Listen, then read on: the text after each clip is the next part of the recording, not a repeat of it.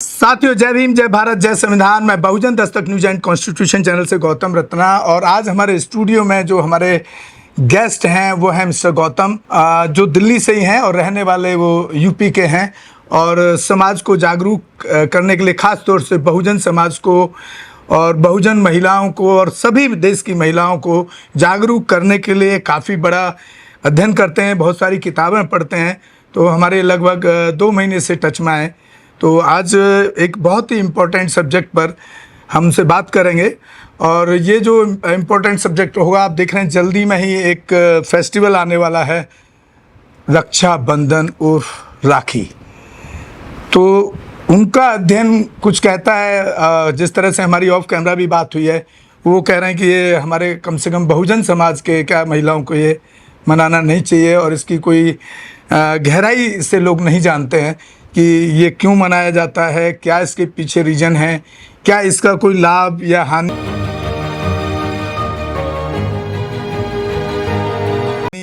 या क्यों ज़रूरी है या नहीं है, तो ज़रूरी क्यों नहीं है, ये अभी उनसे बात करेंगे। बहुत बहुत स्वागत है गौतम साहब आपका हमारे चैनल पर।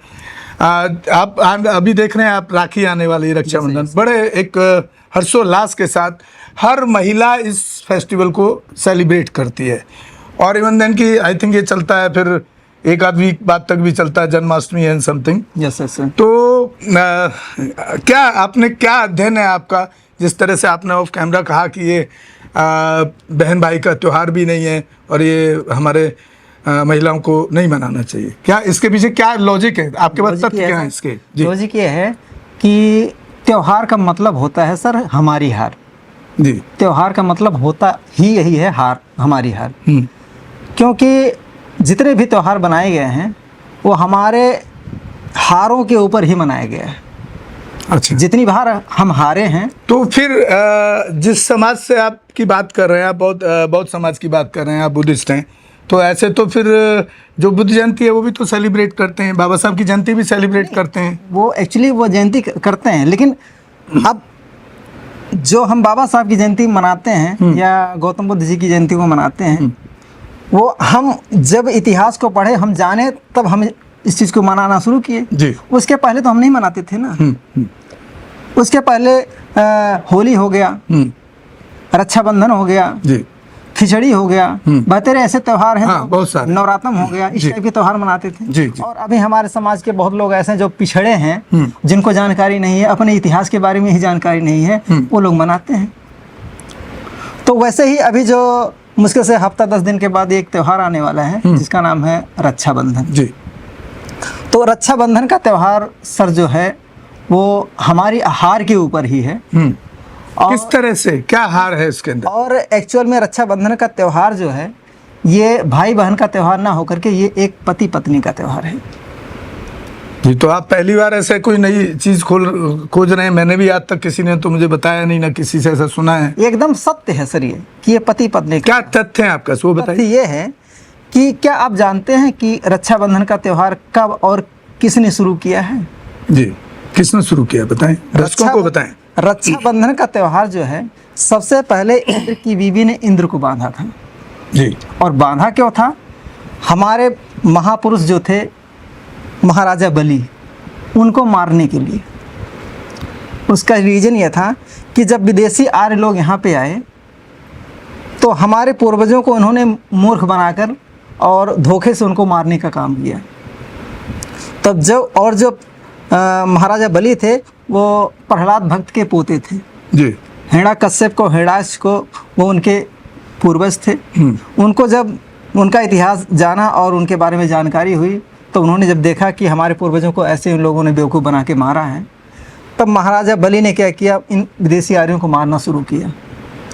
और जब उन्होंने मारना शुरू किया तो उनसे कोई भी जीत नहीं पाता था। तब जो विदेशी आर्यों के मुखिया थे, जिनका नाम था विष्णु, तो वो लोग भाग करके विष्णु के पास गए, जिसको आज विष्णु भगवान के रूप में, जिसको आज हिंदू लोग भगवान के रूप में मानते हैं। वो उनके मुखिया थे।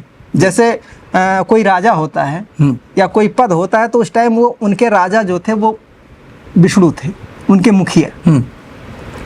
तब उन्होंने कहा कि राजन, ये ऐसी बात है, समस्या है, और महाराजा बलि को अपने पूर्वजों के बारे में जानकारी हो गई और हम लोगों को ऐसे मार रहे हैं कि अब हम उनसे जान बचाना मुश्किल हो गया है। तब उन्होंने कहा कि ये काम कीजिए, जाके ये पता लगाइए कि महाराजा बलि की कमजोरी क्या है, तभी हम उसका कुछ कर सकते।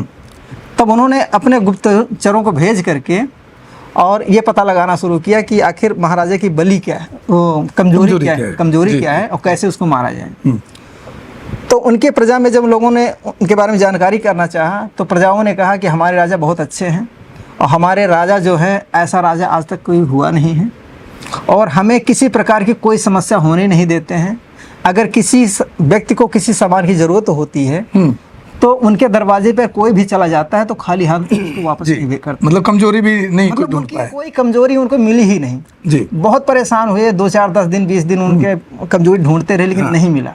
फिर वापस विष्णु के पास गए उनके गुप्तचरों ने और कहा कि राजन, कोई भी कमजोरी महाराजा बलि की नहीं मिली, लेकिन एक इसको उनकी एक बहुत खास बात और नजर आई जी, कि उनके दरवाजे पर कोई भी व्यक्ति अगर जाता है तो उनको खाली हाथ भेजते नहीं हैं। तब विष्णु ने कहा कि एक काम करो, अब तुम जाओ, अब उसकी कमजोरी हमें पता है। तब महाभारत में द्वापर युग में जो इन लोगों ने एक ग्रंथ वो बनाया है जी, हैं, उसमें उन्होंने दिखाया है कि महाराजा बलि से विष्णु भगवान ने वामन अवतार में 3 पग जमीनें मांगी थी। तो वो 3 पग जमीनें नहीं मांगी थी, वो 3 चीज़ें मांगी थी। और वो चीज़ें ये थी कि जब विष्णु वामन के अवतार में नहीं, वो भिखारी के रूप में ब्राह्मण बन करके जब महाराजा बलि के दरवाजे पे आए और उन्होंने आवाज़ लगाई तो महाराजा बलि आए। उन्होंने कहा कि बताइए वामन देवता क्या चाहिए, क्या बात है। तो उन्होंने कहा कि महाराज, मैं आपसे कुछ भीख मांगने आया हूँ, भिक्षा मांगने आया हूँ। तब उन्होंने कहा कि बताइए क्या चाहते हैं। लेकिन राजन, जो मैं आपसे मांगना चाहता हूँ आप मुझे दे नहीं पाएंगे। तब उन्होंने कहा कि आज तक हमारे दरवाजे से कोई खाली हाथ वापस नहीं गया है, और आप अगर हमारे दरवाजे तक आए हैं तो आपको अगर हमारे पास वो होगी तो हम आपको देंगे ज़रूर। तब उन्होंने कहा कि विष्णु ने कहा कि हम कैसे विश्वास कर लें कि आप मुझे देंगे, कहीं आप पहले वचन लीजिए कि जो मैं मांगूंगा वो आप मुझे देंगे जी। तब महाराजा बलि ने कहा ठीक है, जाओ, मैं वचन लेता हूँ कि आप जो मांगोगे हम देंगे। तब विष्णु ने कहा कि राजन, मुझे भिक्षा में केवल 3 चीज़ चाहिए। उन्होंने कहा, महाराजा बलि ने कहा क्या? उन्होंने कहा पहली मांग हमारी ये है कि आज के बाद तुम शिक्षा ग्रहण नहीं करोगे। महाराजा बलि ने कहा कि जाओ, दिया। फिर दूसरी मांग उन्होंने कहा, दूसरी मांग हमारी ये है कि आज के बाद तुम धन संचय नहीं करोगे। कहीं जाओ, वो भी दिया। फिर उन्होंने कहा कि तीसरी मांग हमारी ये है कि आज के बाद तुम किसी के ऊपर हाथ नहीं उठाओगे। तब महाराजा बलि ने कहा कि आपने 3 चीज़ों में हमारी सब कुछ मांग ली। तब महाराजा बलि ने उनको जब वो 3 चीज़ें दे दी, तभी इनके ग्रंथों में लिखा गया कि शूद्रों को शिक्षा देना वर्जित है। मनुस्मृति से भी पहले की उपज है। हाँ, इसके पहले की उपज है जी।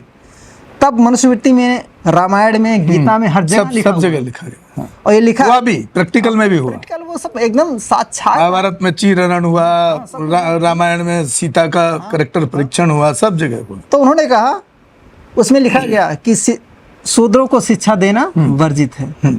उसमें लिखा गया शूद्रों को धन संचय करना वर्जित है।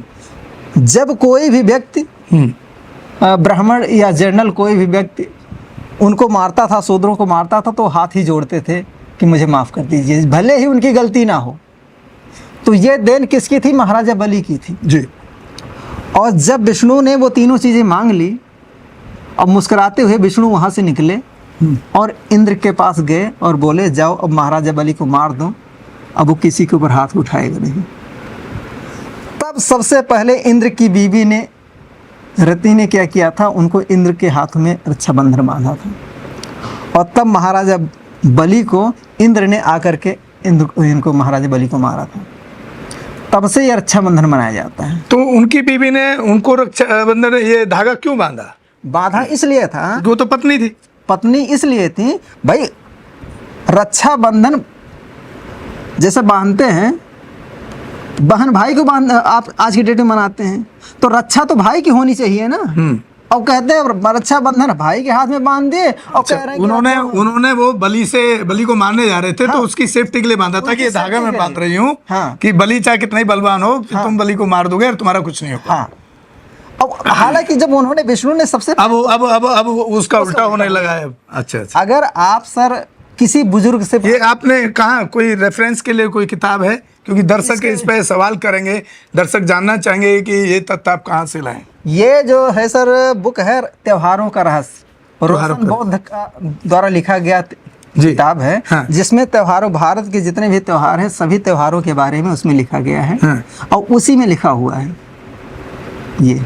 तो कहने का मतलब ये है कि अब जो महिलाएं जो रक्षाबंधन मना रही हैं कि वो इस बहन भाई के रिश्ते से उस रक्षाबंधन का कोई लिंक नहीं है। और दूसरा बात ये है सर कि देखिए, रक्षाबंधन जो है, जब भारत का संविधान नहीं बना था, बाबा साहब ने संविधान नहीं बनाया और सब मूर्ख थे, पढ़े लिखे नहीं थे, तब तक ब्राह्मण लोग क्या करते थे, सबके घरों में जाकर के रक्षाबंधन बांधते थे।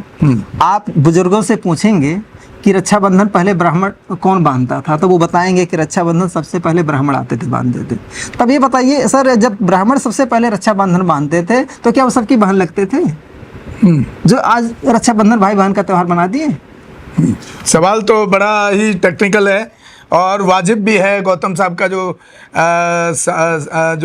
सवाल उठा रहे हैं इस त्यौहार पर, तो इस तरह की चीज़ें हम आपको निकाल के लाते हैं ऐतिहासिक, और कई चीज़ें हैं। अब जैसे छोटा बच्चा भी बांध रहा है तो वो क्या मदद करेगा बहन? और दूसरी बात यह है सर कि जब तक हमारे समाज के लोग पढ़े नहीं, तब तक तो ब्राह्मणों ने क्या किया, रक्षाबंधन बांधा जी और हमें गुमराह किया, और इसके बाद उसके बदले में दक्षिणा लिया।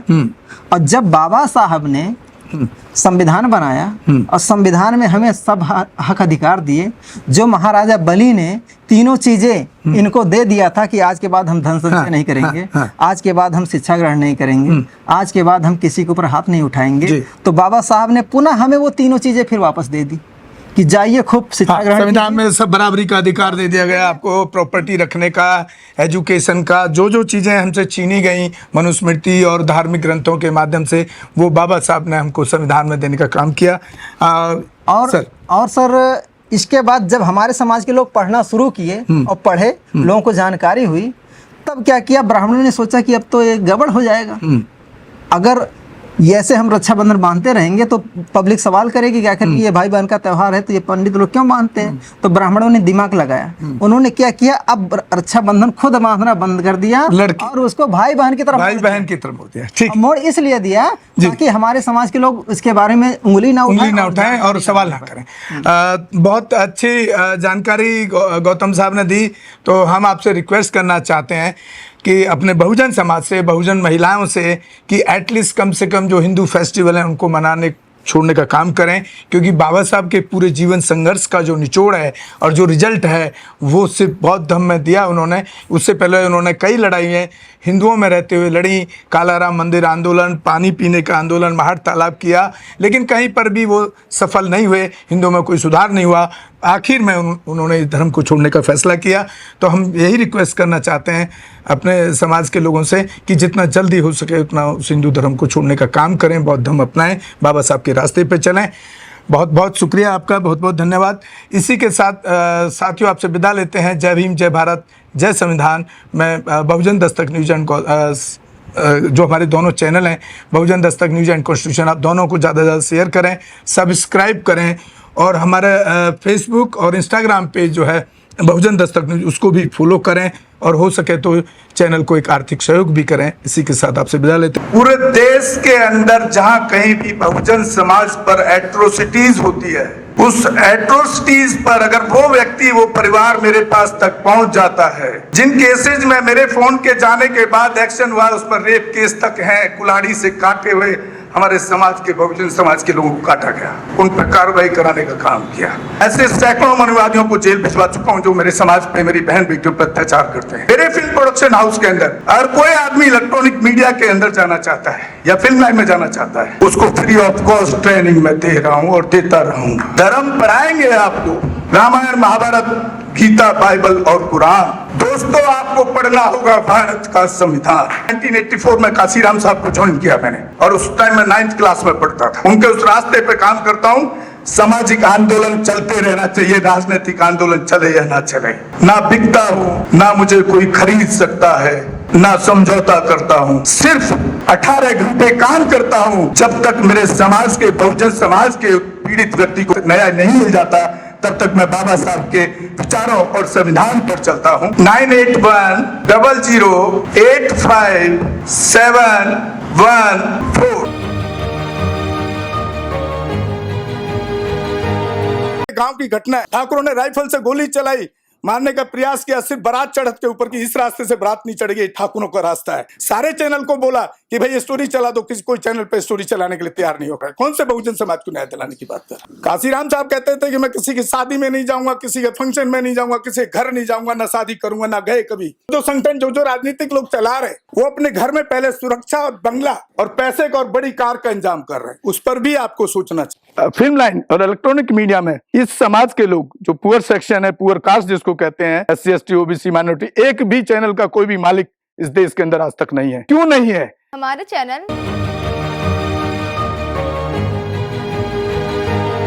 लाइक, शेयर, सब्सक्राइब देखना मत भूलिएगा। इसी के साथ आप लोगों से विदा लेता हूं। जय भीम, जय भारत, जय संविधान, नमो बुद्धाय।